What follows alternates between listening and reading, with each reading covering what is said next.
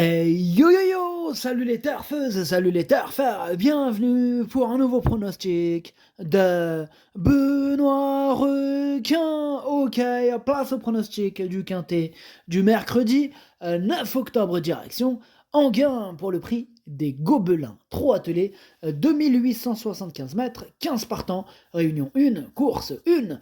Il y a un rendement de distance de 25 mètres à partir du numéro 9 et l'indice de confiance c'est 2 sur 5. Petit retour sur le quintet à l'envers de ce mardi. Il y a eu du trouble fête à l'arrivée. Et cette vidéo, je la tourne avant la. Non, non, c'est bon. Non, parce que mardi, c'est trouble fête, on a dit. Ok, c'est parti, on commence le pronostic et on commence avec le numéro 1, Harpie de Jed, et on écoute Jérôme David. Harpie de Jade, il a vraiment joué de malchance dernièrement sur cette piste où elle avait hérité d'un numéro en seconde ligne. Là, je profite de sa forme et de ce bel engagement réservé uniquement aux femelles pour retenter l'aventure parisienne. Éric Raffin la connaît bien puisqu'il l'a menée à 3 reprises au succès. Elle a son mot à dire pour les places. Ouais, c'est loin d'être une impossibilité, mais c'est pas non plus une toute première chance. Moi, c'est celui qui m'embête le plus, ce numéro 1, c'est mon gros regret.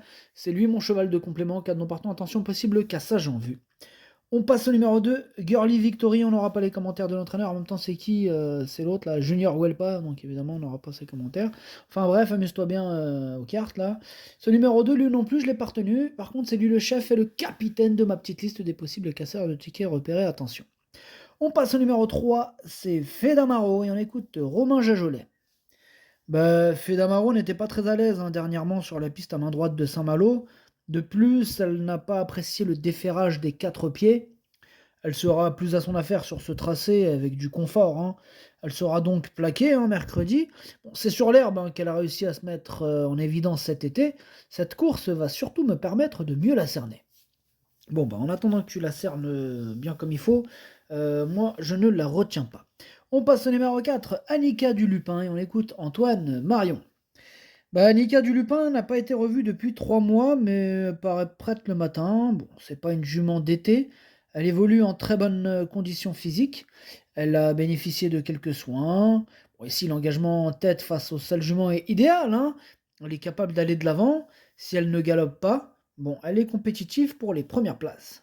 Ouais, il a pas dit, mais c'est une spécialiste de la disqualification. En tout cas, pour ma part, je ne l'ai pas retenue non plus. On enchaîne avec le numéro 5, Happy Marancourt, et on écoute Mathieu Mautier. Happy Marancourt est meilleure à main droite, mais elle compte quelques performances à gauche. Bon, elle a bien gagné à Reims en dernier lieu. Ici, l'opposition est plus forte. Pour autant, l'engagement en tête est favorable. Elle évoluera pieds nus avec des œillères. Elle a travaillé un peu plus fort pour cette course. On verra si cela lui est bénéfique. Ouais, on verra bien. En attendant, moi je l'ai gardé assez haut, ce numéro 5, et je l'ai mis 4ème. On passe au numéro 6, Héroïne de guerre, et on écoute Laurent Coubiche. Héroïne de guerre, elle réalise encore une excellente saison et elle a très bien couru pour sa rentrée à Saint-Malo, où elle devait rendre la distance. Je profite de cet engagement sur mesure pour tenter l'aventure corde à gauche. J'espère qu'elle va s'adapter au tournant d'Enghien. Si c'est le cas, elle devrait jouer les bons rôles de ce quintet. Ok, ça marche, c'est noté. Laurent Coubiche, en tout cas ce numéro 6, effectivement, il fait partie de mes préférés, je l'ai mis 2ème. On passe au numéro 7, Galante de Tillard, et on écoute Jérôme Bordas. Galante de Tillard, elle a fourni une excellente fin de course le mois dernier au Sable d'Olonne. Elle court de façon un peu espacée, mais elle bénéficie d'un engagement sur mesure, à la limite du recul. C'est vrai qu'il y a quelques sérieuses rivales, mais si elle peut placer sa pointe au bon moment, elle devra encore accrocher une place. Ok, c'est noté, Jérôme Bordas. Ce numéro 7, lui aussi je l'ai retenu, mais beaucoup plus loin en fin de combinaison. On passe au numéro 8, Graïka, et on écoute Sébastien Ernaud. Graïka a réalisé de bonnes valeurs cet été. Lors de son avant-dernière sortie, elle avait course gagnée quand elle a pris le galop.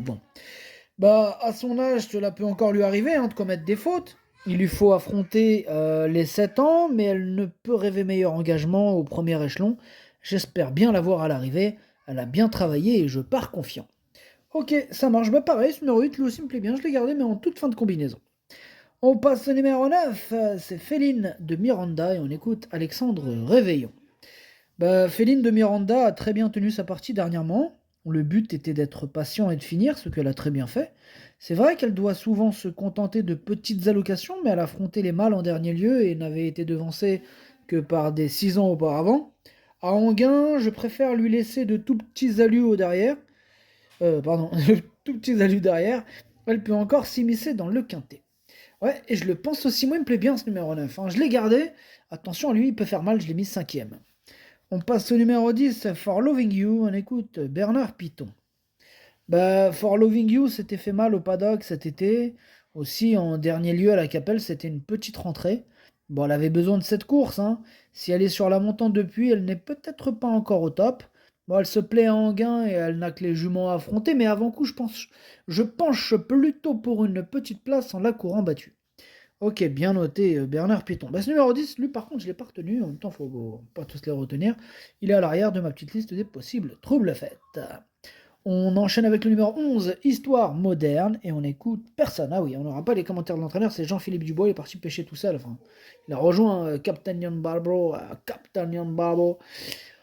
sur son bateau, amusez-vous bien. En tout cas, ce numéro 11, lui non plus, je ne l'ai pas retenu. Et il est en plein milieu de ma petite liste des possibles troubles faits. D'ailleurs, on clôture ainsi cette liste. On passe au numéro 12, c'est Haitian Fight Song, et on écoute Eddie Lebec. Bah, Haitian Fight Song, il avait renoué plaisamment avec le succès fin août à Laval en devançant Amonette Choiseul qui a depuis gagné en gain, hein. Bon, elle a malheureusement toussé ensuite et elle a dû être déclarée non partante à Vincennes. Bon, tout est rentré dans l'ordre et j'ai essayé de l'amener au mieux pour cet objectif. Elle devrait malgré tout prendre une part active à l'arrivée. Ok, bah c'est bien noté. En tout cas, c'est tout simplement mon préféré, ce numéro 12, hein. Première chance, je l'ai installé en tête. On passe au numéro 13, Giannina Bella, et on écoute Antoine Viels. Giannina Bella, elle a bien tenu sa partie à Laval derrière Assard d'érable. Bon, ici, les données sont différentes, hein. Elle rend la distance et il faudra contourner nos rivales. Bon, elle est tout de même meilleure quand elle peut évoluer dans le groupe de tête. Aussi, je penche plutôt pour une place que la victoire avant coup, même si elle a conservé un très bon niveau de forme. Bah moi, ce numéro 13, j'y crois dur comme fer, hein. Il fait partie de mes préférés. Je pense qu'elle peut en faire souffrir plus d'une sur sa route. Je l'ai mis troisième. On passe au numéro 14, Fait du Vernet. On écoute Vincent Seguin. Bah, Fait du Vernet n'a pas démérité à la Capelle le mois dernier. Elle était un peu loin dans le parcours. Ici, l'engagement est parfait face au sel jument. Le profil d'Anguin lui convient bien. Elle est dans sa catégorie. Il lui faudra un déroulement de course favorable. Elle doit rendre la distance et devra courir petit bras.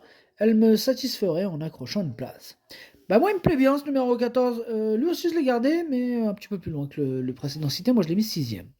Et on termine avec le numéro 15, Golteria, et on écoute Luc Rollins. Bah, Golteria ne peut pas prétendre à un meilleur engagement ici au plafond des gains, hein. Bon, sur sa véritable valeur, elle détiendrait une première chance. Bah, pour le moment, elle doit quand même me rassurer un peu, hein. Je sais pas ce qu'elle fout. Bon, là, maintenant, elle a travaillé plus fort ces derniers temps pour cette course. Elle me paraît très bien comme avant sa dernière sortie, on verra bien. Ouais, on verra bien. On a un peu besoin d'être rassuré, mais peut renouer avec la bonne performance dès mercredi. Attention, hein. Il me fait peur, c'est un regret. C'est mon deuxième cheval de complément en cas de non partant. Attention.